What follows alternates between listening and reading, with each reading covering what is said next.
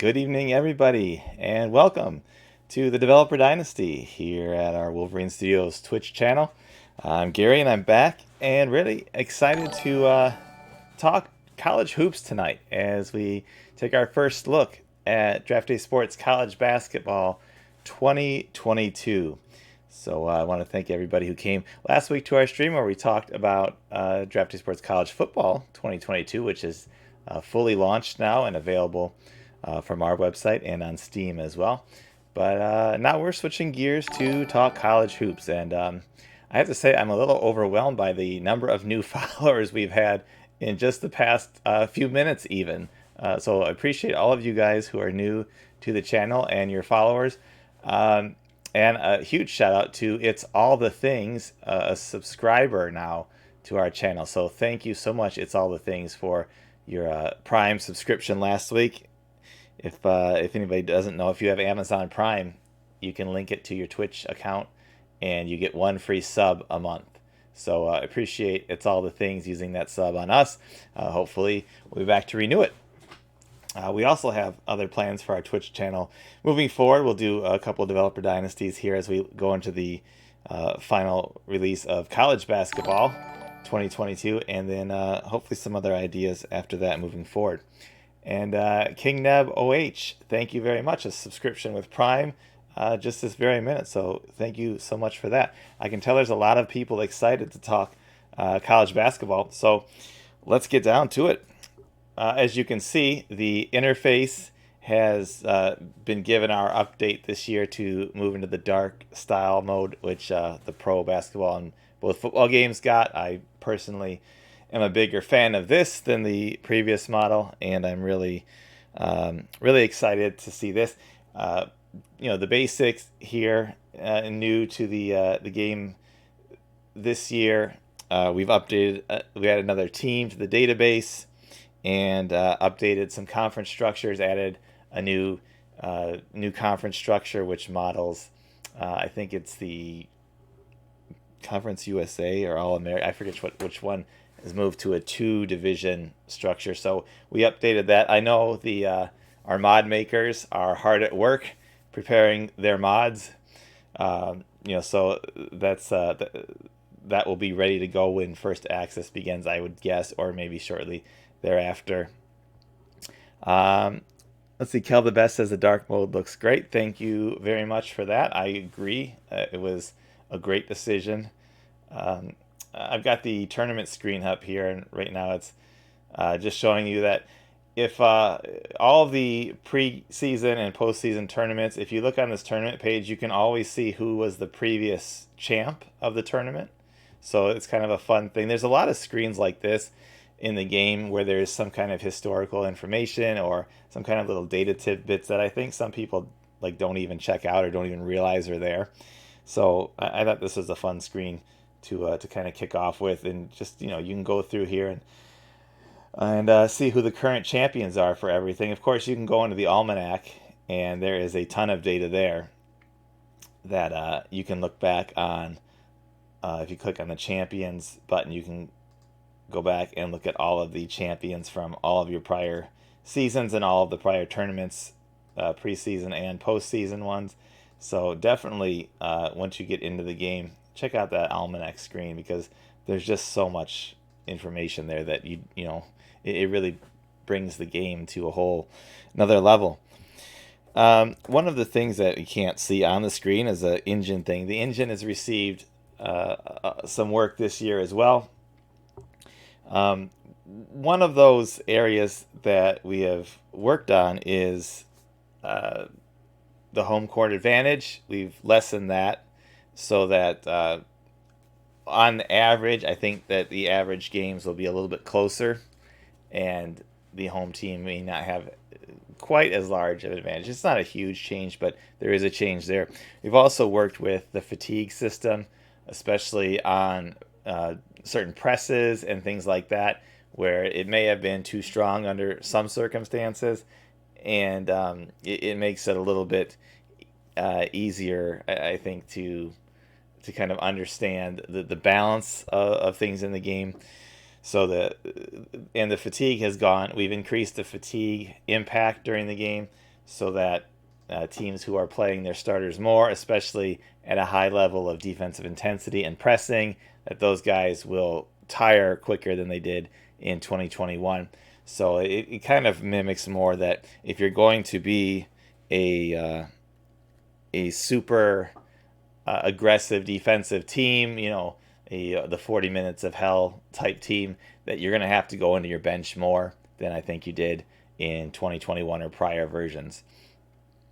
A question from Ultree. He says, any chance of being able to keep your preferred off defense when you switch jobs? So you mean you want to, if you change jobs, you want to just automatically bring in your current strategies? Is that, or the practice plan, or what exactly do you want to bring with you? Okay, just the strategies. I can make a note of that and see if I can add that in. This is the strategy screen where you set your offensive and defensive strategies. Over here, you choose your set usage for offense, and then on defense, your set usage and your press usage as well. The proficiencies over here, this is something that was new last year, so you can see at a glance how well your team is at all of these things. If your players aren't very well versed in whatever set you're using, they they won't perform as well in the game. So obviously, then you'll have to go to the practice plan page here, and this is where you set your practice plan for every week. Obviously, if you don't practice anything, then on these things, then your players won't get any proficiency in them, and the more you spend in practice time on them, the faster they will grow to be proficient in each of these sets. King Neb asks, how many minutes per game do you think typical starters should be assigned in the Matrix? So let's go over the Matrix screen so everybody can take a look at that one. I think that starters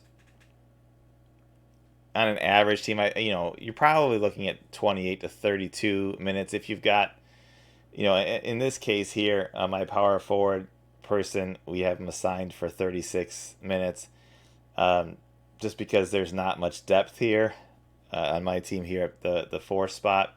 And also, sometimes I would aim higher than maybe what I'm expecting, because you never know when foul trouble or a break in the subs might miss one of the matrix in one of the 2-minute sections.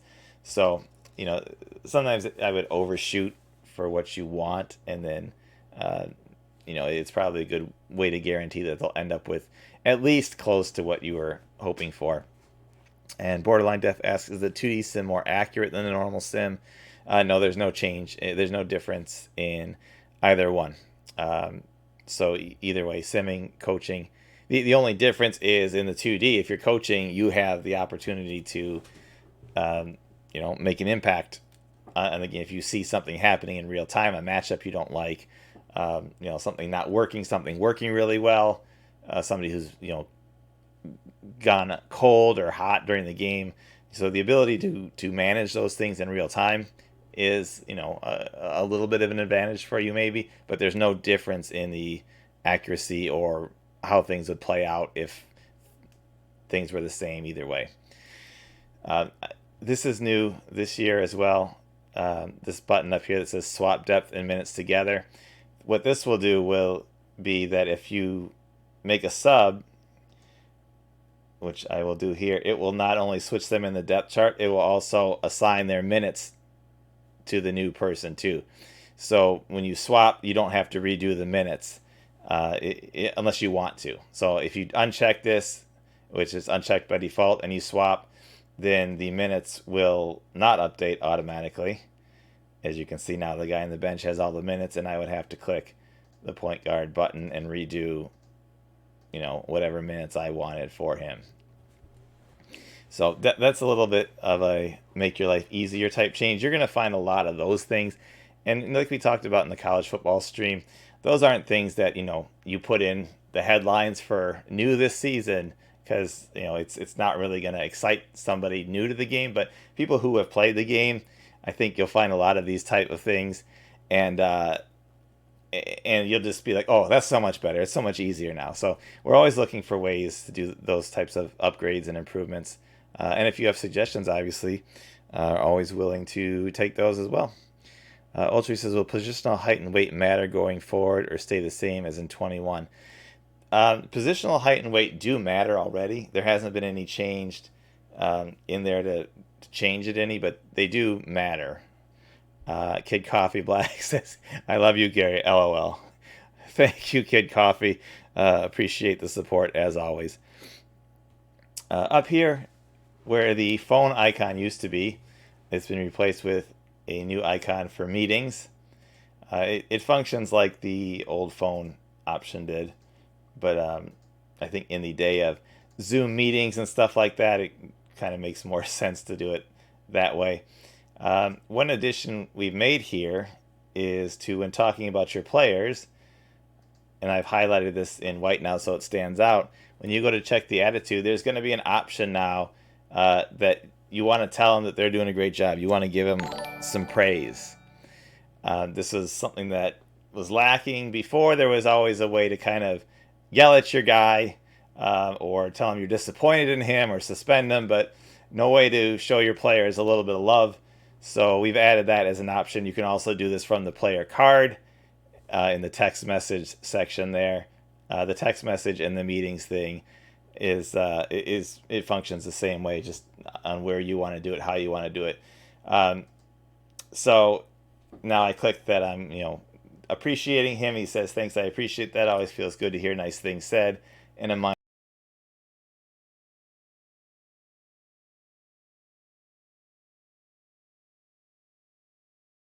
time, you'll just get kind of a okay, thanks, no real change in the relation, because I don't want you to be able to use it as some kind of cheat code to artificially pump up the the relationships with your players. But this will be a way to help rebuild things if they've gone negative. And it could also backfire as well in some instances if a player is really upset with you and you try to show him appreciation. He could also just say no thanks, I'm done with you type deal. So it's not a guarantee or a cure-all, but it is an option now in the game. Ultri says he asks he gets tons of 6'6" power forwards or 7+ centers who are terrible at rebounding and blocking. The height and weight doesn't necessarily make them a good shot blocker or a rebounder. You can be tall and terrible at that. You could be short and really good at that. It's that those things are mostly on the ratings, but it kind of acts as a boost to what their ratings are. So if they're a good shot blocker and they're tall, they're likely to be a little bit better shot blocker maybe than they would be if they were shorter, if that makes sense. A couple other kind of improvement in the quality of life items in the email box. Now I'm going to find this one that says there is a report purchased email. So after you go through the buy report stage, you'll get an email that reminds you of which report you've purchased, if you purchased any of them at all, or if you had the AI controlling that, then you'll find out what they purchased for you. And the same thing with the summer camp travel plans. You'll get a recap of what you purchased and what you were going to the camps you're going to attend. And then, of course, the camps you do attend, you get those emails. Afterwards, it tells you who was on your watch list. So it's always important to make sure you set that watch list before the camps so that you can get kind of a quick look at players, and then you can just click right from there to see how the players were. Obviously, I'm later in the season, so some of these guys will have already been signed. But I think that's a nice small addition that just makes playing a little bit easier for you. Another change that is new is on the staff page here. On the staff page, we've a lot of people have said they wanted the assistant coaches to kind of have some more importance. So on the staff page here, what I've done is I have added a report kind of from every assistant every time you come to this page. So whoever is in charge of practice, which happens to be my first assistant coach, Trey Smith, he tells you what the primary offense and defense and pressure defenses are that you're running, which so that'll be whatever is your highest amount of allocation in the strategy page, and it kind of gives you some advice on what you should do with your practice plan. So here he says on offense, the starters even need some work here. So he says the primary offense is 5 out. So if I go and look at my strategy page, I can see that 74% of the time we're running the 5 out offense. And if I look down the line here, there's 2 guys who are highly proficient in it, our seniors, Clausen and Thomas, and then everybody else is okay in some areas and then not very proficient in other areas. So he suggests, our assistant is suggesting that we should spend more time on the practice plan on 5 out. So if I wanted to change that, I could come here, and we're already spending 20% of the time here. Maybe we should, spend only 5% on high post and 25% on 5 out. So now that I've made that change, when I go back, he's not going to suggest differently than he did before. He's still, because he's basing it on the proficiency of the players. Now, as things improve from a proficiency standpoint, then he might have a different suggestion. The assistant coach in charge of recruiting, Chris Turner, says we don't have any more scholarships left to offer right now.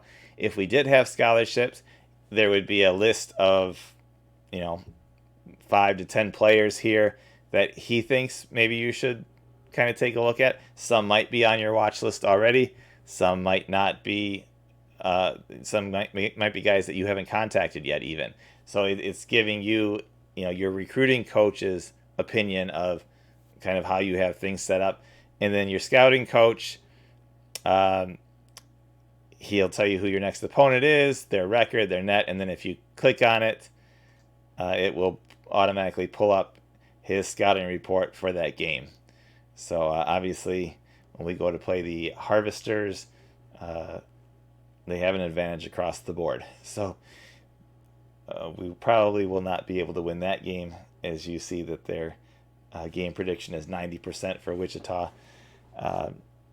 But that is a nice new feature here. Again, it's something that the feedback from the community led to this because they had said that they wanted more things for the assistant coaches to play a role in. And they are always playing a role in the background. If you click on the coach rating help, it will tell you what those what each category means, and then kind of who's impacting what for the things that aren't completely obvious. So when you're evaluating players on your own team, all of the coaching staff has a role in coming up with those ratings. When you're scouting your next opponent, that's just the coach assigned to scouting giving you those ratings for your upcoming opponents. So if my scouting coach here, he's not very good, so I can't expect that the ratings he's giving me are going to be all that accurate on players that we're seeing from other teams. Let's see. There's a couple of questions about transfers. We'll get to that in a minute. Is the recruiting based on perceived interest, or does it use scouted talent? Random Task asks that. The opinion of the recruiting coach on this screen will be based on what he sees. So this is his looking through the list, knowing who's interested in your school already, and also who he thinks could be interested maybe, or thinks maybe we should take a shot at. So it could be completely different than what you're doing. It might be the same. You might be kind of in step, but he might offer you some other guys you haven't looked at and said, hey, I should check out, these other guys. So I think it's going to be kind of a nice a nice feature there, and give you, an extra look at recruiting. And on that list in here, you'll be able to click on the player names that he offers up, and then you could do your recruiting actions from there if you didn't want to go find them on the recruiting screen. And of course, the recruiting screen, um, I liked how it looked and worked last year, so that's largely stayed the same here. Um, all the things with the dates and stuff like that, all of that is the same as before. There's always this help option up here to help you if you're not sure what's going on the screen. That help option also includes this team needs and info screen where it tells you what your minimum SAT score is, and kind of who you have at what positions. The seniors obviously grade out because they will be gone the next year.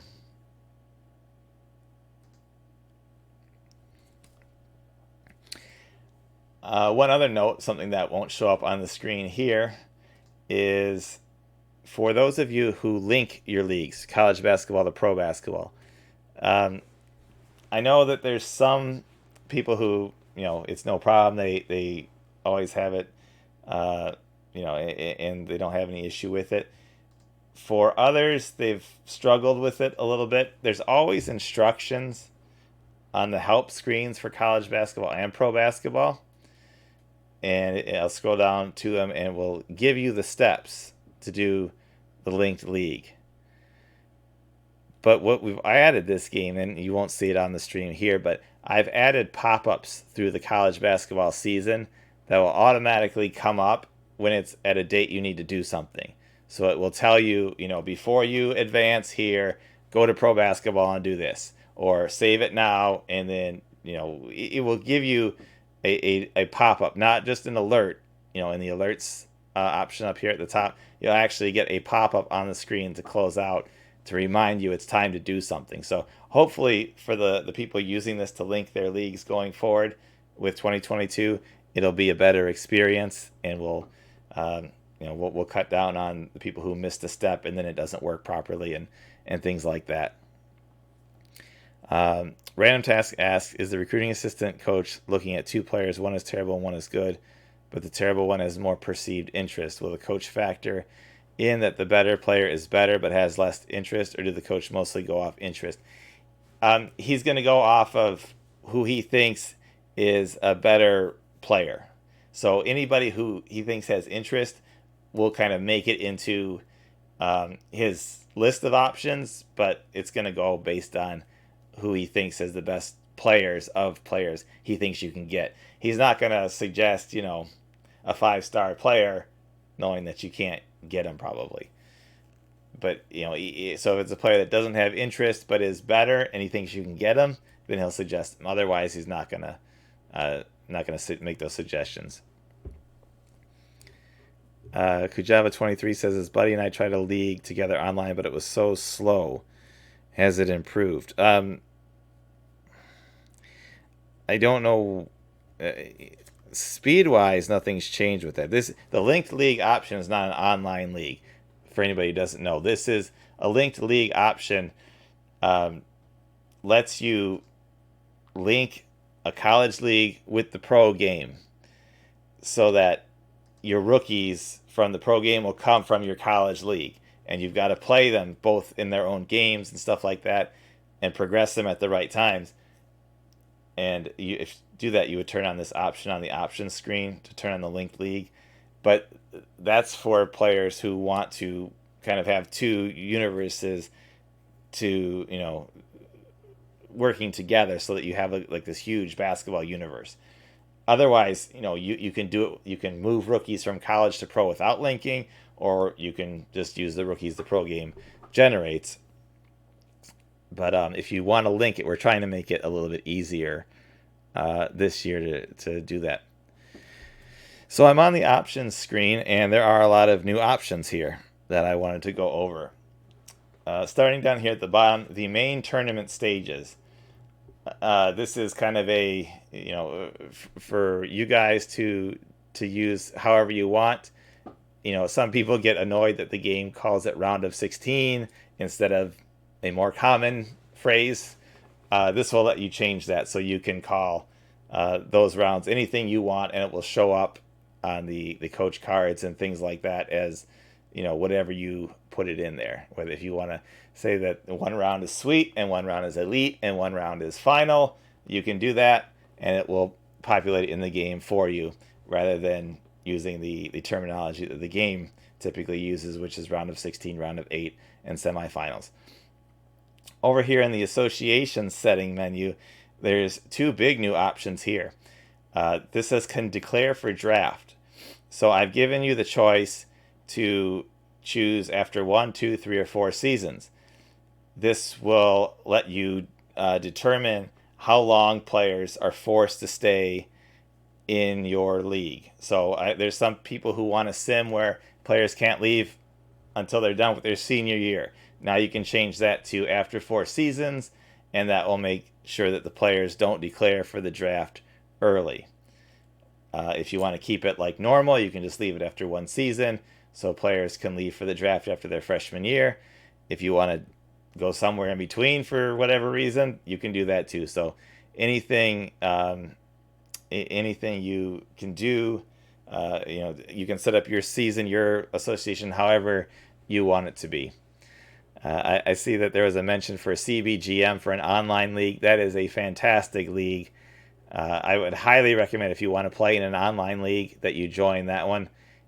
To find out more about it, you can go to our website at wolverinestudios.com.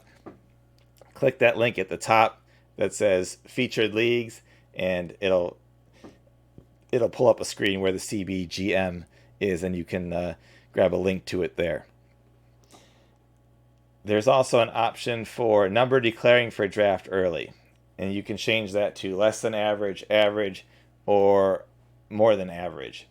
So again, if you don't like the number of players leaving early in your game, you can make it fewer, you can make it more.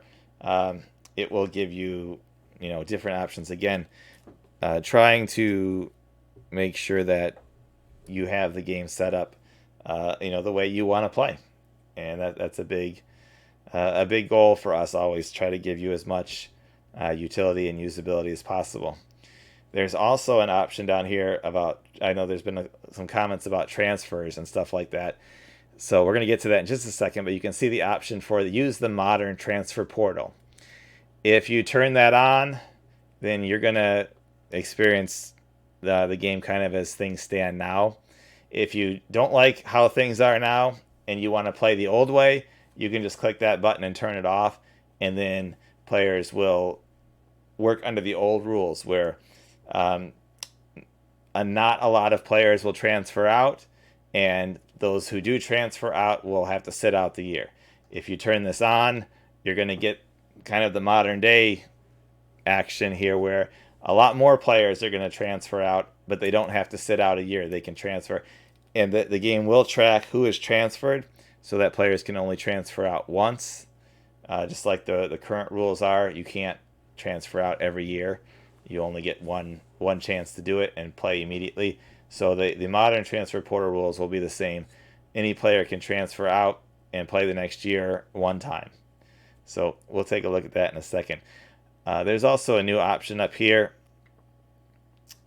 for player comparison. This was new to the pro game this year, and I've ported it in here. This gives you the opportunity to compare players, just like it says. Oops. And there was something it didn't like there, so I'm going to have to kind of take a look at that. But what this will do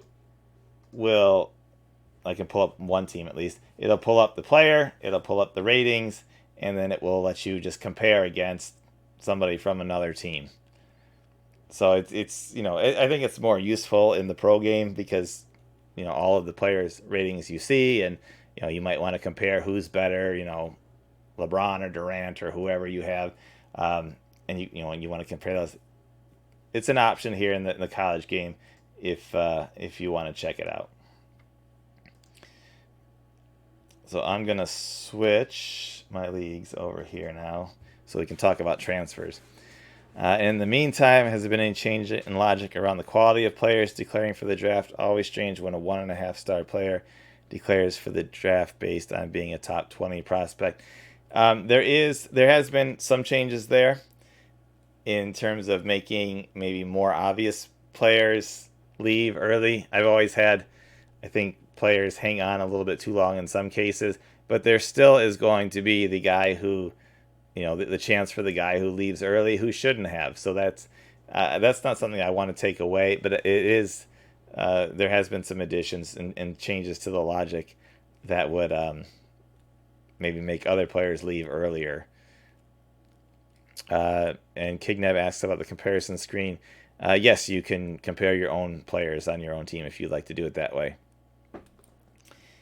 So again, it's just nice little features like that can make things better, more accessible in the game. I also encourage people to look at the alerts option up here because it tells you things that are happening. So especially if you stepped away from the game for a little bit and you kind of forget what's going on, any days you see that alert button up there, it tells you there's alerts. Click it, get a reminder of everything that's going on that day. Let me make sure I have the computer options turned off here. Okay, the transfer portal. As you will see in a moment here, this is something that has received a lot of my attention. As we go through this, I'm still continuing to tweak it with the internal group we have, and that group is fantastic. I really appreciate what those guys do year in, year out for the game.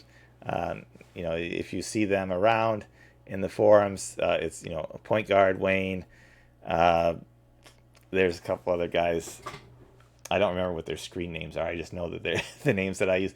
But NCAA hoops. Those guys are huge for the community. In terms of helping people, in terms of testing, in terms of doing the modding and things like that. So I really don't know where we would be without those guys, and they're doing the internal testing, and they do a great job in there. They're really, really fantastic. Slybell too on that list. So those guys have helped me a lot with the testing things here, and the transfer portal has been a big focus of our testing. As you can see at the top now, there are 8 sessions now instead of 6 before, because as you see, as I scroll down here, there are a lot of players.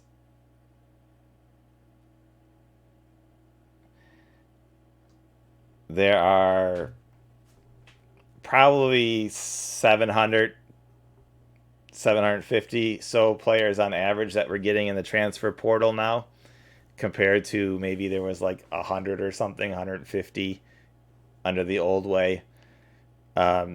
So we've really increased it here to not just take into account players who are unhappy, but a whole host of other reasons. Players who, wanted more playing time. Players who, so here, I'm going to pull up the email screen here. And if you look in the players transferring email, it will tell you, the reason why they transferred. So Todd Jensen, Marcus Persson, and John Smith all wanted more opportunities to play at their position.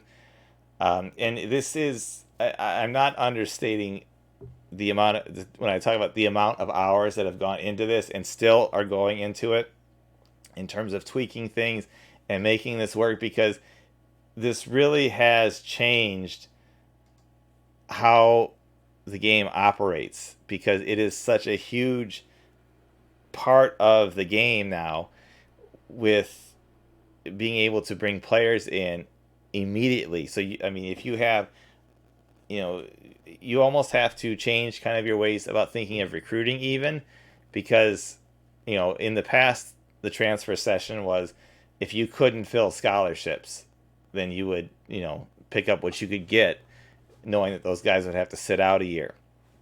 Now there's kind of the factor of, should I leave a couple scholarships open and see what I can get in the transfer portal?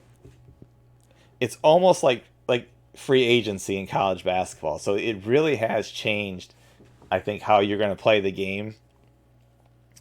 And that's why I'm spending so much time, and still will through first access and maybe even after release, because we're just waiting to get a lot of feedback on it. It's really going to change the way you play and build your teams and stuff like that. So the options are the same. You can choose to scout and contact a player, and you can choose to offer your scholarships. There's 8 periods, 8 opportunities to fill out your rosters. You have 30 scout and contacts now every session under the new transfer portal rules, because there's just so many players to look at. And obviously, you can do the math. 30 times, if you use 100 bucks times 30 for 8 portals, you're going to need some budget to be able to scout all those players. So let me grab some of the things from the chat box here. I really appreciate you guys in the chat box today. It's been really cool. There's been a lot of good questions. Real Kevin Storm asks, how forgiving and informative is this for someone that knows almost nothing about college basketball? There's a learning curve, Kevin, but there are options to help you. If you go to the game options section here, I'll pull it up. There are different things you can assign the CPU to handle for you. So you might want to try doing maybe 1 or 2 of those sections when you start. You can turn down the recruiting difficulty level to make it a little bit easier on you getting players when you're first starting, maybe through your first season, and then you can change that back up later on. You can turn down your job pressure so that you get more time to hit your goals, because of course every team has goals to meet in the office screen. It will tell you what your job goals are, and if you don't meet them, your job security goes down until the point that you get fired. But you can always continue on and pick out a new job and keep moving forward. But the game will have options to help you, and the community. Like I said, go to our forums and talk to Point Guard, talk to Wayne, talk to Slybell, NCAA Hoops, some of the other guys that are around there. They will help. They will answer questions. They will give you tips. They will help you with recruiting. We're going to try to get some more help for our community as well. In terms of getting information out there better, helping new players through our game. So if you're a new guy, you'll definitely be all right. You just got to put some time in and kind of figure out how it works, especially when you start looking at the different strategies and stuff like that. If you click here where it says offensive set description, it will tell you kind of what kind of players you need for that, to run that offense. So that will also help you as well. There's always different help items like this that will help you out during the game while you're playing. But welcome to the community, and if you have questions, just let me know. Going back here, unsure if there's a space, but would love a Sorbel High School recruit rank on the transfer page. I will make a note of that. Let me write that down, see if I can add that. I'll have to see where that's stored and see if I can pull it out once they've come into the league and are no longer a recruit. Kid Coffee says that the transfer portal is terrifying in a good way. Can you try to convince a player not to enter the NBA draft? Nope, there is no option right now to do that. I don't know if I can think of a way to work that in, but I will think about it. Kid Coffee Black asks, are there any way for some players to have primary and secondary positions? You can set other positions for any players you want. So if you go to the depth chart screen and you click on a guy, so Drew Smith here, he's listed as a point guard and a shooting guard. If I want him to play small forward, I can turn that on. I can turn it off, whatever. You can do whatever you want with your own players. If I put a 6'1", 185 guy at center, it's not going to work out too well, but I can do it. So you can do any of those things if you want. Question about NIL deals and how that affects the game. That is not part of the game. So far, I've kept the old rules, I guess, about being able to recruit illegally and bribe things, which still the schools aren't able to do. I think that's how it works, that they have to be outside deals with the NIL stuff. I'm going to wait and see how that plays out, kind of, and see what we do in 2023, see how big of a factor that is before we start making changes based on that. So the old bribe system, which you can turn off, is still in the game, but there's nothing with the NIL stuff.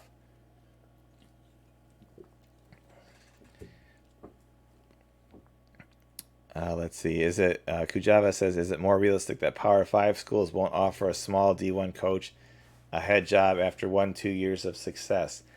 I guess I haven't really seen that.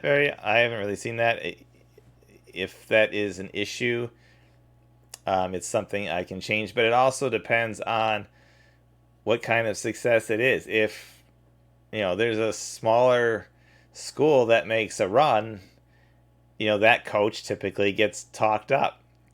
He's not going to end up at a Duke or Michigan State or something like that, probably, but I mean, would a bottom school in the Big Ten or ACC or something take a shot on a guy like that? They might. So I even if it's happening, I don't know how often it's happening. I don't know how totally unrealistic that would be. Daryl says to check out Card's YouTube videos. Absolutely. And being part of the CBGM league too. Plug those guys again. That can help you learn kind of by playing against other people and seeing what they're doing, and stuff like that. Kid Coffee asks, will it be? Oh, in terms of transferring. Okay, I get it. It will continue. It will take that into consideration. They're mainly looking at their own position. I will double check to make sure that they're not ignoring an opportunity at another position that they could play. So let me make a note about that. But really, it's going to be guys who didn't get nearly enough minutes, or they think that they're a lot better than they are. Whereas with the new transfer portal rules, it encourages them to take one shot and go somewhere else. Whereas under the old system, they would have to sit out that whole year, and so then it's kind of not worth it to do it. They're just better off seeing if they can work their way in to the rotation or whatever it is that they want at their current school. But with the new transfer portal rules, it really is worth taking one shot to leave and see if they can improve their situation right away. There is no way to really combat that either. That was a question. Can you persuade a player not to transfer by promising to play him more? That is not an option right now. It may be something we can look at for the future. The whole new transfer portal system thing is really a big part of this game now, as you can tell. So I think it's going to take a little bit of feeling out of how it works, what kind of adjustments we need to make, and then what we can do with it going forward, as we always do with our community giving us great feedback and stuff like that. And ask about disabling attribute masking, because in the multiplayer league you can see attributes from any team's players. You could run a multiplayer league on your computer and only have one owner, and I'm not sure if during the universe mode if it unmasks all of the attributes as well, but definitely not going to change that in the challenge mode, because the point of challenge mode is to be as realistic as possible, And it's realistic in college basketball that you don't know players on 357 other teams. There's just no way. I mean, I bet you could ask any D1 coach and give them some random school that they're not going to play and not going to see and not going to care about, and he couldn't name, players on that other roster, let alone whether they're any good or not. So that's why the attribute masking is in the game. It's just more realistic. It's not like the NBA side where, I mean, even a casual fan knows a lot of the players, and a pretty hardcore fan probably knows all of the players and can tell you, almost any player what team he is on and how good he is. And obviously everybody in the league, all the coaches and staffs and stuff, know every player, because every player is, they're going to play against every team. Every player could possibly come to their team in a trade or something like that. It's just not the same in college basketball. And King Neb asks, is importing from CB21 in the game, and how does the process work? It absolutely is.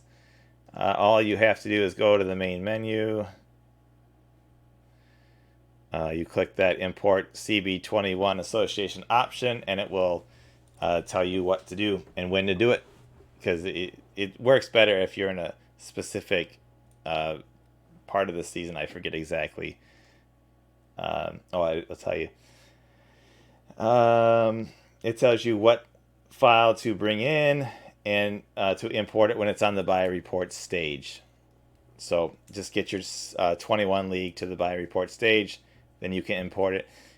A note: when it imports, it will add another team to make sure you have 358 teams, and it's also going to realign all the conferences to the way they currently are set up. So if you had teams in your, if you've had an association running and you had conference movement on, it's going to realign everybody to the current conferences that those teams belong in. All right, well, that was a mouthful. 45 minutes of talking about new things, and still haven't covered everything, but that's all we're going to get to for this stream. But, of course, we teased that there would be first access information, and I'm sure that's what a lot of you are waiting on. So, without further ado, first access is slated to begin this Friday.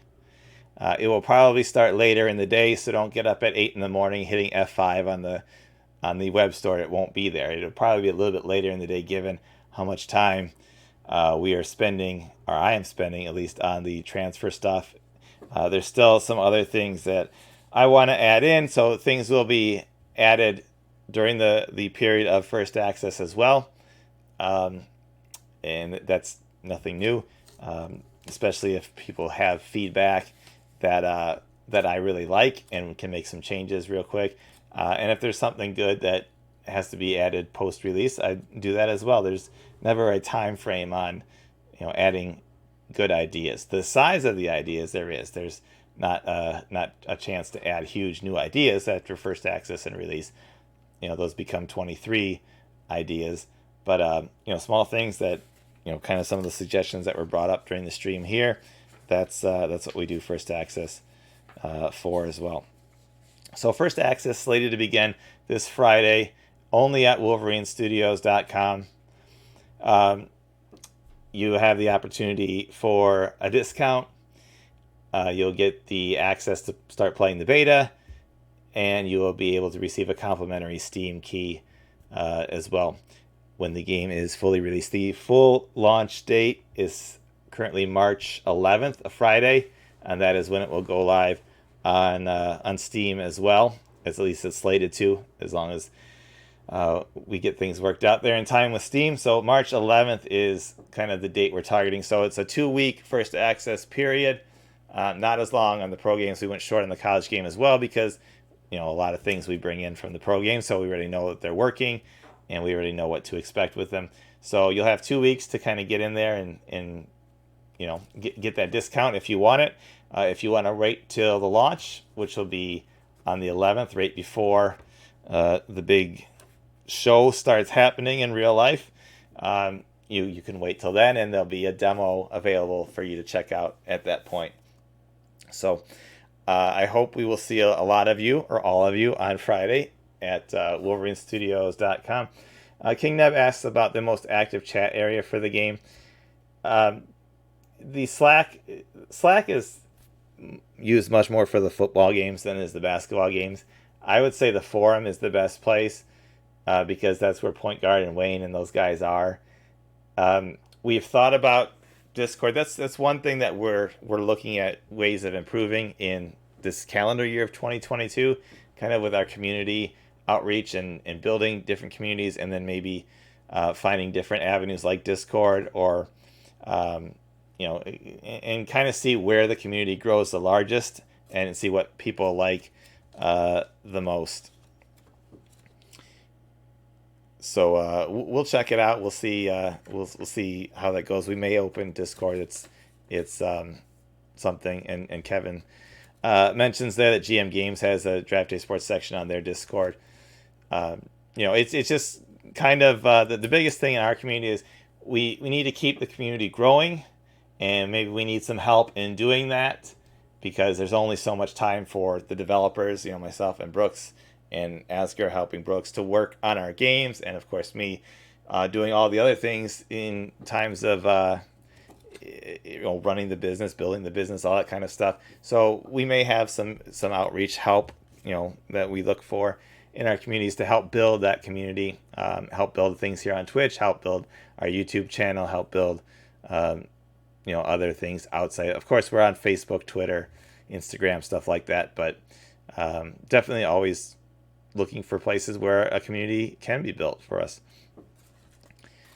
So I want to thank everybody for coming out here. We will probably do another Developer Dynasty, maybe one or two more before release, to kind of talk about some of the things that I add in or things I didn't get to today. But otherwise, get ready for Friday afternoon, evening. I don't know for sure, but we'll announce it on our Twitter and Facebook and Instagram. We'll send out an email when everything is ready to go. But yeah, I'm excited. College basketball March is maybe my favorite time of the year. I love getting this game out and getting it in hands. There's the college basketball community with the mods and stuff like that is so passionate in our section here. I really appreciate all the support and all the help that you guys give the community. And that's it. We'll put the replay of this chat up on our YouTube channel so you can check it out and share it with anybody who couldn't be here tonight or might have missed it or doesn't even know that we exist. That's kind of what we always look for in our community, as much help as we can getting the word out. So thanks everybody for coming out. First access starting on Friday. We will see you then, and we are ready to have another great year of college basketball here at Wolverine Studios. So thanks everybody. I'm going to get back to work now. I will not sleep for the next 2 days probably, getting things ready for first access, but it's all worth it to bring this awesome game to you guys. Thanks again, and we'll talk soon.